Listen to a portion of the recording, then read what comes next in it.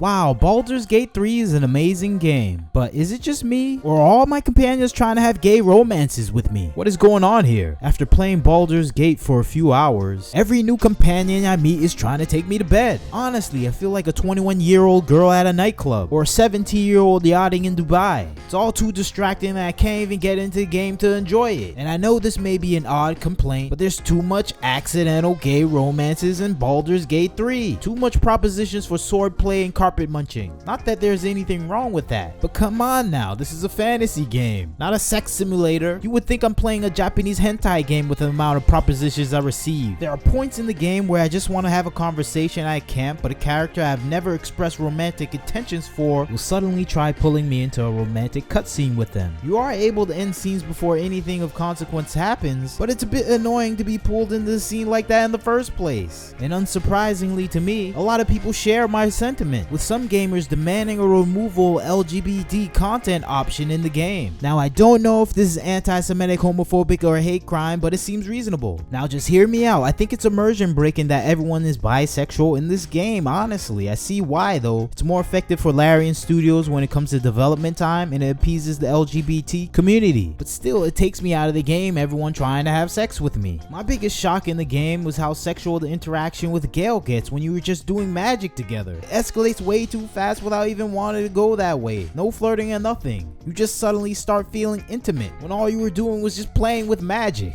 Is anything sacred without sexual undertones in this game? I may sound puritanical, but sex doesn't have to be everywhere. Many people enjoy their lives without it. Many millions of men go without intimacy for years at a time. You don't see them complaining about it, except for a mass shooting here or there, but you don't see them complaining. But can a man get a decent relationship without sexual undertones in this game? What about good old friendship? Two best buds yucking it up and going on an adventure and quest together for old time's sakes. But no, I get my companion mad at me when I form a romance with someone else despite the fact I never tried to have a romance with them. I'm talking about you, Gale. But honestly, I have to say this is definitely one of the worst parts of the game. That being the companions aren't really characters. They just exist as occasional lore dumps and sex toys that throw themselves at you regardless of what you actually say to them. Listen, I know I shouldn't be looking for friendships in video games, but I'm a gamer. I have no friends. This is what I do. And if I can't strike a friendship bond with true video game companions, then the industry has reached an all-time low. We need a steady middle ground for these games.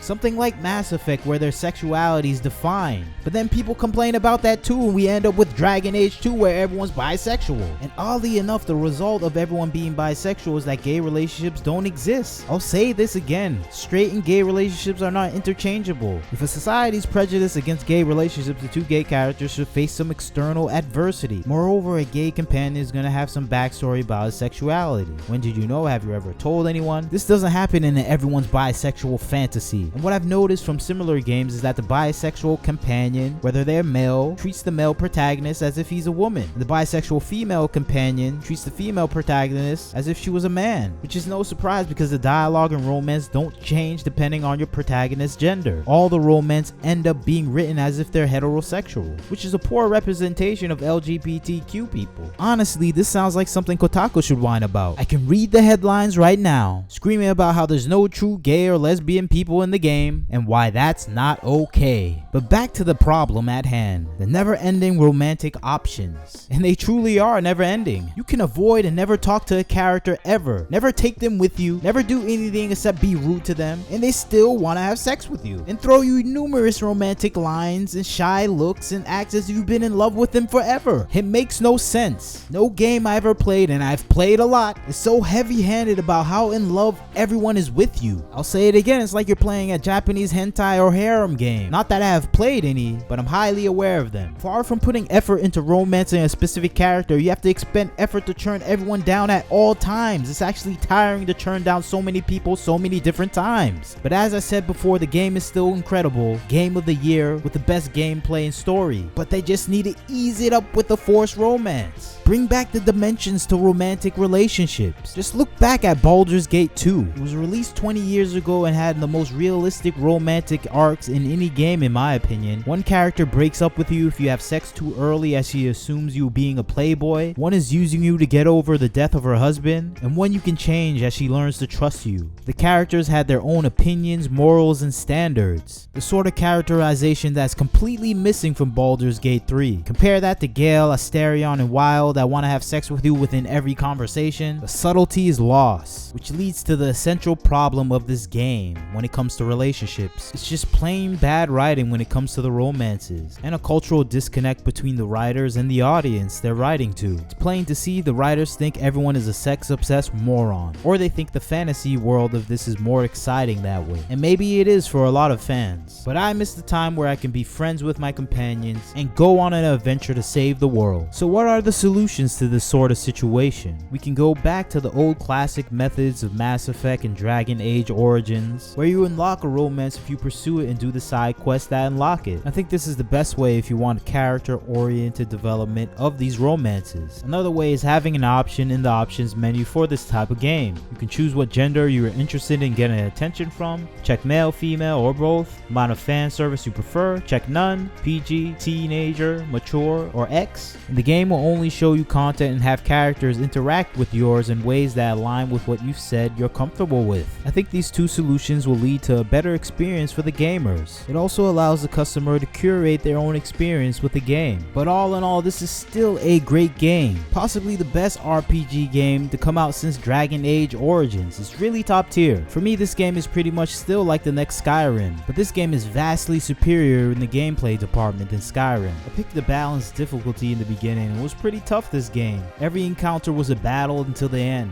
It's no Dark Souls, but things do get intense in battle. To be honest, I enjoyed most parts of the game. Larian Studios really produced a high quality and complete finished game, which is a rarity nowadays in the video game industry. It took them a long time to do this too, having this game run on beta for years and spending numerous years before that in development, and it shows. And it's rightfully scaring other studios that see Baldur's Gate 3 as a benchmark for future RPG games. Hopefully it raises the bar for other studios to match this level of quality. But who am I kidding? We're still gonna get broken game after broken game and be expected to play it for 2 years to come before all the patches make it complete. But hey, that's just the video game industry today, and Baldur's Gate 3 has defied it. But for me personally, I have my pet peeve still. There's no substantial friendship you can make in this game that isn't romantic. And I think it's just sad where we can't have friendships in these fantasy RPG games anymore. I know it's weird, but that's what I look forward to in my games. That idealistic friendship where you fight for one another and storm the battlefield with all your honor on the line, and without any doubt that the man beside you holds no romantic feelings for you outside of brotherhood. But what do I know? This is Wagner Knows Why. Catch you next time.